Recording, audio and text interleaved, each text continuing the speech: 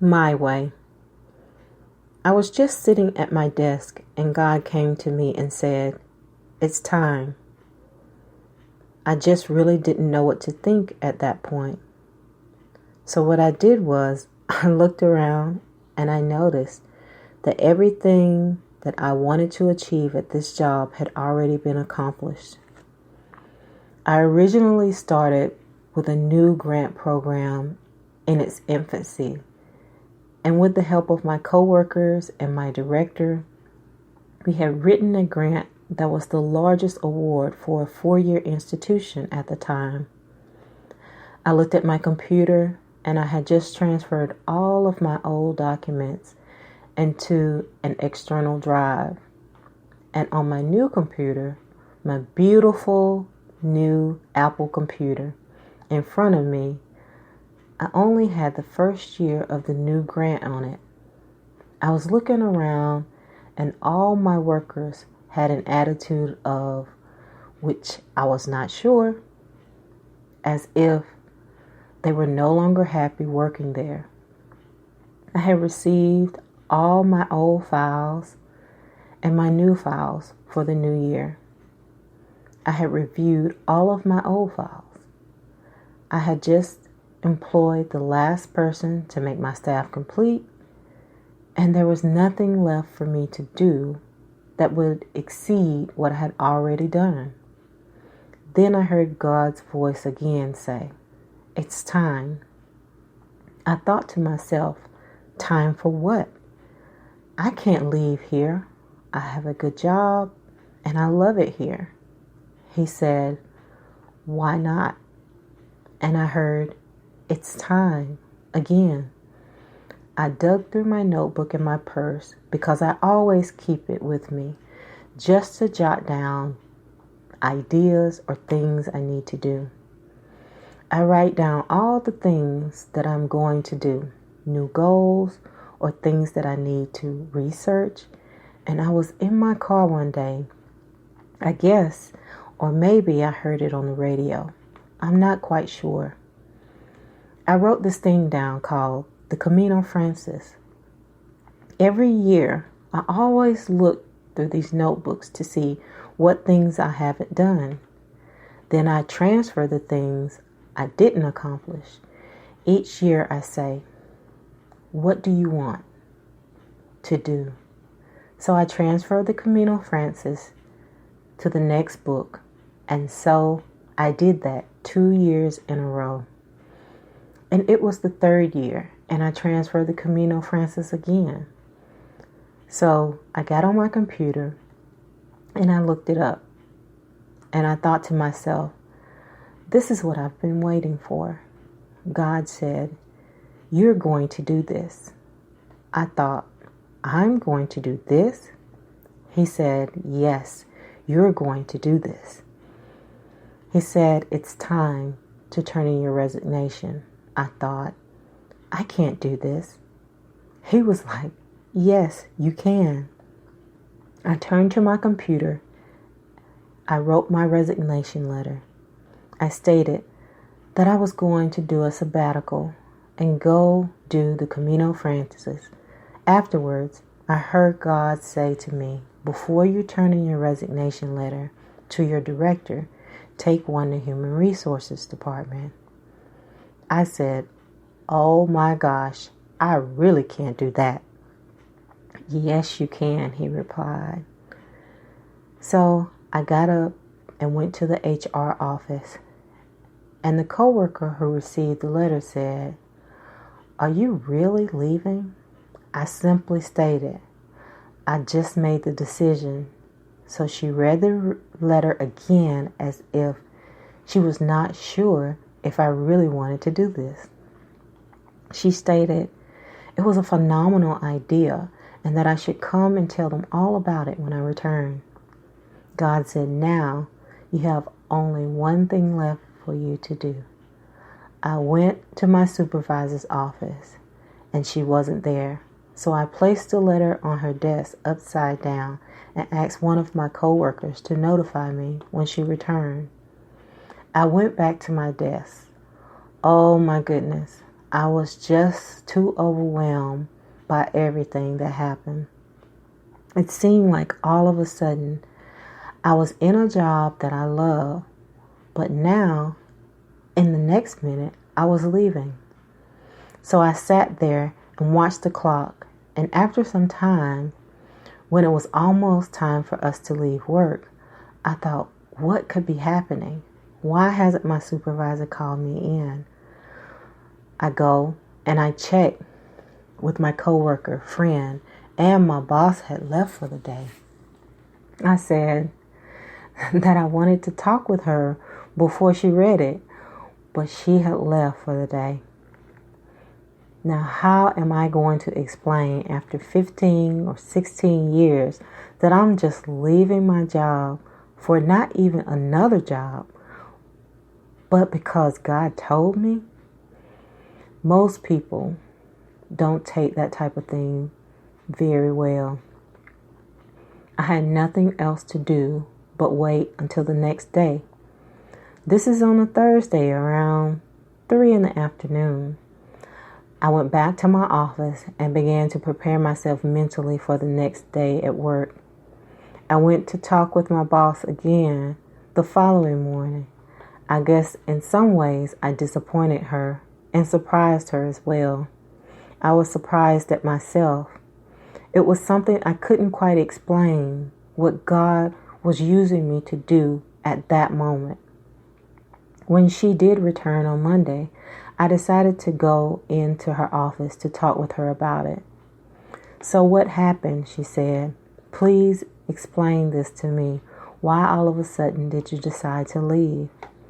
I explained to her the story of having the Camino Frances written in my notebook and how I had transferred it from year to year, but never really knew what it was or what it meant or what it represented. God just spoke to me and said, it's time. I looked it up and I saw this pilgrimage of people of different faiths and different walks of life. I knew He was telling me this is something that I had to do no matter what. My health was declining and I had to take the journey now. I asked her, had she discussed with my supervisor that I was leaving? She said she hadn't had time to, so I waited on her to tell my superior. What was I doing? In some ways, I seemed relieved that I was leaving because the environment had morphed into even though it was productive, it seemed like people that I worked for, not that they had to value what I did, but sometimes you just want to feel like you're doing a good job. Even when you're working hard for people who are your subordinates, they don't realize all the sacrifices you make to make their jobs better. Some just complain without looking at the big picture. They never see the benefits of things that you sacrifice in order for them to have more benefits or more time off. I guess in a way, God knew that my spirit was tired of having to fight every day for people who had no faith in me and what I could do for them, or for the people who we were serving. So it's time for me to go. I left my job with no job lined up, no real savings to speak of that would take me through this journey.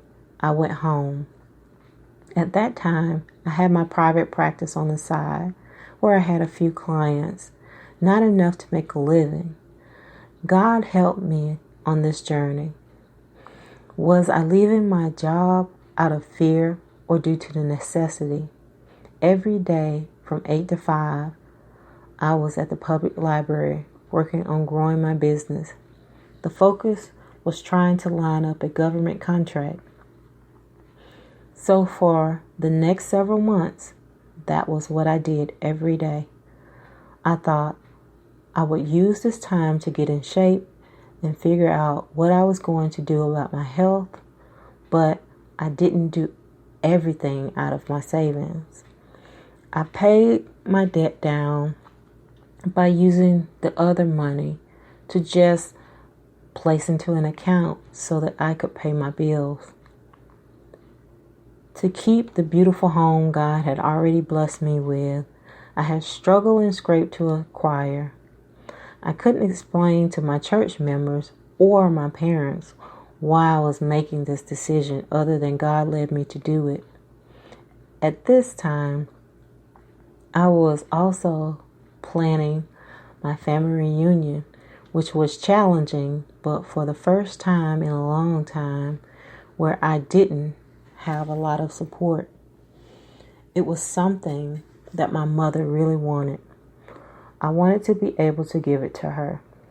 She's the oldest of her siblings. She always had a strong presence in my life, also my father. At that point, they had been married for 56 years or more. I can't really remember. After I had planned the reunion, I set up my office. I was driving down the street in Montgomery, Alabama, and saw the perfect office space. I was like, this would be a perfect location for me. So I thought, why not? And I drove into the parking lot. I called the number and asked if they had an available unit, and he said yes, and I can show it to you today. So when I went to look at the unit, I thought, this is perfect. With free Wi-Fi, perfect. The office space was not too much cost-wise, just enough. So at that point, I knew I had to continue to move forward on whatever path God had placed in my life. I moved in. I had my son and my cousin help me to move all of my office items in. Every day, I thought to myself that God must have a major plan for my life. I'll never forget it. I remember it just like it was yesterday. The last piece of furniture to be delivered was my desk. I had ordered it and I was waiting on it to come in.